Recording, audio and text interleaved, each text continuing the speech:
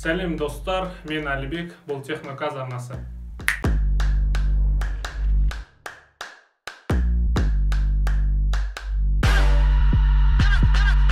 Сонымен 2020 жылдың 15 сәуірінде Apple компаниясы жағынан iPhone SE екінші поколение, яғни 2020 атымен халыққа ұсынылды. Неге iPhone SE 2020?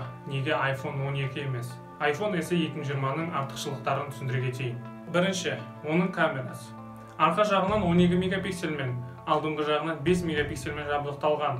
Арқа жағындағы камерасына келетін болсақ, ол дәл 2018 жылғы iPhone XR-дағы камера. Яғни ешқандай өзгеріс жоқ. Тек қана бір ғана өзгерісі бар, ол видеоға түскен кезінде 4К разрешениемен түсіре алады. Екінші, оның дизайны. Корпусы жағынан iPhone SE 2020 2017 жылғы Apple компаниясы жағынан жаратылған iPhone 8-дің дәлме-дәл көшірмесі. Тек iPhone SE 2020-ның айырмашылығы дамой кнопкасында. iPhone 8-де дамой кнопкасындағы Touch ID функциясы бірінші поколение болса, ал iPhone SE 2020-да ол сәл күшейтіліп, екінші поколение ретінде ұсынылған.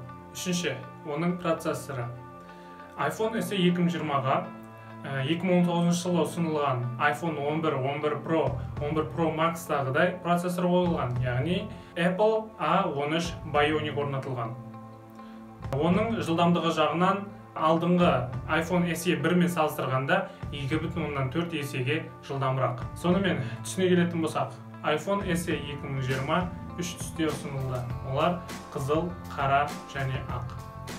Apple компаниясының генеральный директоры Тим Куктың айтуы бойынша, жалпы SE-нің сатылымынан түскен ақшаның 3/1-ін коронавирусқа қарсы күресетін фондқа аударылады. Стив Джобс айтқандай, One more thing. Бағаларына келетін болсақ, ақш-та 64 гигабайтты $400, 128 гигабайтты $450, 256 гигабайтты $550 сатылуда.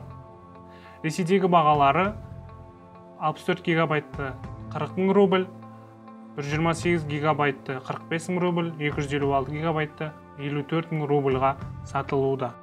Қазақстанда iPhone SE 2020-ның бағалары әзірге белгіленген жоқ.